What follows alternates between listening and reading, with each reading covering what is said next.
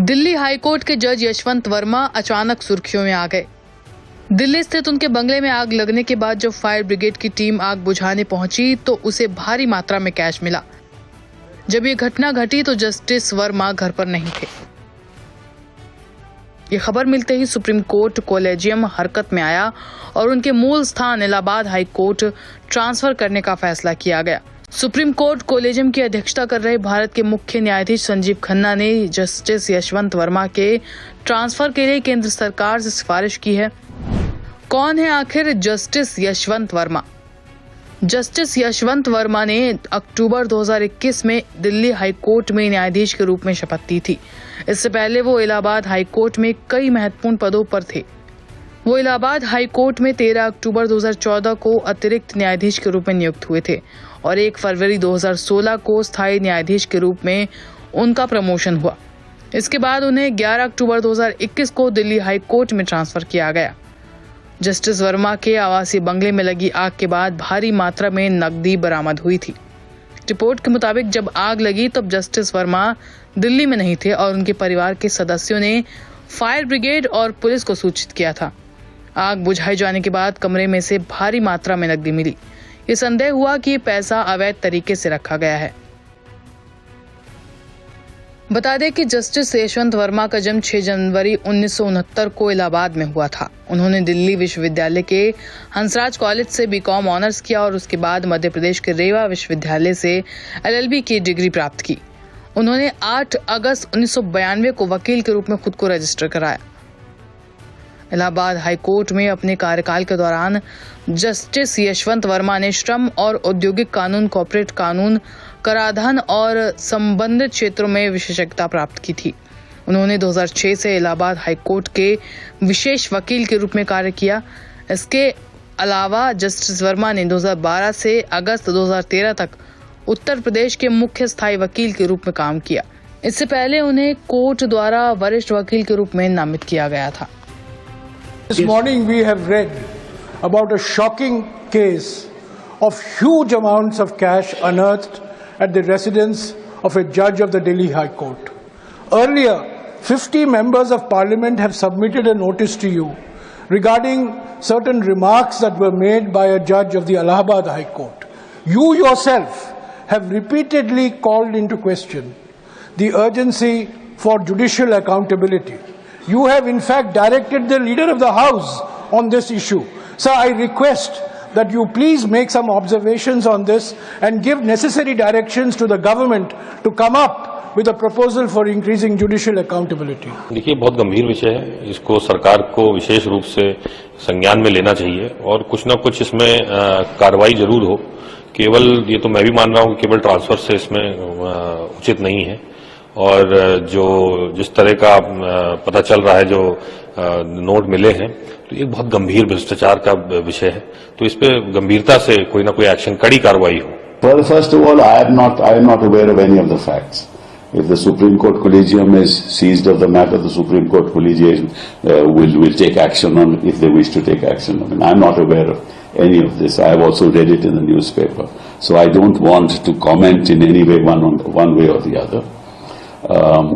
But certainly the issue of corruption within the judiciary is a very serious issue, and this is not something that has been articulated by senior counsel and lawyers in this country for the first time. It's been going on for years and public statements have been made. So I think that it's time for the Supreme Court to start looking at issues of how the appointment process should take place.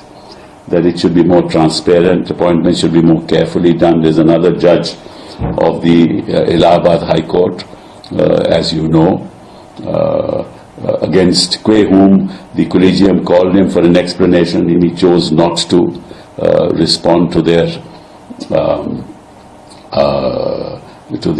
direction that he should apologize. This is what I've heard. I mean, I'm not myself privy to any of this. And thereafter the Supreme Court Collegium has kept quiet. Now that also sends a wrong signal if these facts are correct.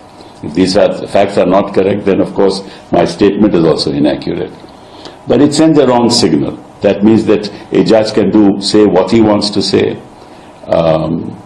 and conduct himself in whatever manner he wants to conduct himself, and the collegium will remain silent and not take any proactive action. That also sends a wrong signal to the public at large, because corruption is a serious issue, not just within the judiciary, but in society. At large, corruption is a serious issue amongst public functionaries. And corruption has, despite whatever our dear Prime Minister has said, has increased. And आपको याद होगा कि जब ये लोकपाल की agitation हुई थी, तो मतलब कि सभी राजनीतिक दल कांग्रेस पे आरोप लगाते थे और फिर ये लोकपाल की लेजिस्लेशन लाए भी, और आज तक कुछ हुआ? मतलब कि सरकार गिरा दी गई और उसके बाद इन्होंने कुछ नहीं किया। ना केजरीवाल जी ने कुछ किया, ना प्रधानमंत्री जी ने कुछ किया। एक लोकपाल को बैठा दिया और वो तो आप देख ही रहे हो क्या करते हैं। तो ऑब्वियसली ये मामले बड़े सीरियस मामले हैं और सिस्टम्स जब तक इन प्लेस नहीं होंगे तब तक सुझाव नहीं आने वाला। सर, एक इसमें सवाल ये है कि कुछ जो सीनियर वकील हैं और दूसरे अधिकारी हैं, उनका कहना है कि केवल ट्रांसफर करना सफिशिएंट नहीं है, एक इन हाउस इंक्वायरी सीजीआई को। देखिए, ऐसा मैंने आपको पहले ही बता दिया जी कि मुझे कोई जानकारी नहीं है इस मामले में, तो मैं उस पर कोई टिप्पणी नहीं करूंगा। हाँ, जो जानकारी मुझे मिली, जो मैंने पढ़ी है, अखबार में पढ़ा है लखनऊ के हाईकोर्ट जज के बारे में, उसके बारे में मैंने टिप्पणी कर दी है। अगर वो बात सही है तो, क्योंकि आजकल ये है ना कि भाई रिपोर्टिंग भी कई बात एक्यूरेट नहीं होती, लेकिन इंडियन एक्सप्रेस तो ऐसा एक न्यूज़पेपर है जहां रिपोर्टिंग तो ठीक ठाक ही होनी चाहिए।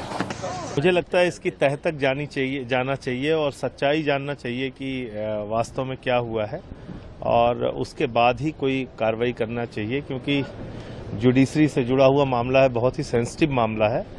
तो ये कैसे हुआ और कौन कौन से और लोग इसमें शामिल हैं, उसका पता लगाया जाना चाहिए। कैश मिला है तो ट्रांसफर पनिशमेंट नहीं है ना, संदेश तो अच्छा नहीं जाता है ना। इतनी बड़ी मात्रा में कैश कहां से आया? अब तो उनके सारे जजमेंट देखने होंगे अगर उस कैश के पीछे सच्चाई है। कहीं judgement in the public space, if that is correct, it is indeed a very, very serious matter. The report suggests that the Supreme Court Collegium has taken cognizance of it, and if so, we should wait for what the Supreme Court Collegium finally decides. न्याय की जो व्यवस्था है उसका पूरे देश में और पूरे भारत के वासियों के बीच में बहुत सम्मान है, और मुझे लगता है कि सुप्रीम कोर्ट कॉलेजियम जिस दिशा में जो भी कदम उठाएगा वो उस सम्मान को बरकरार रखने के लिए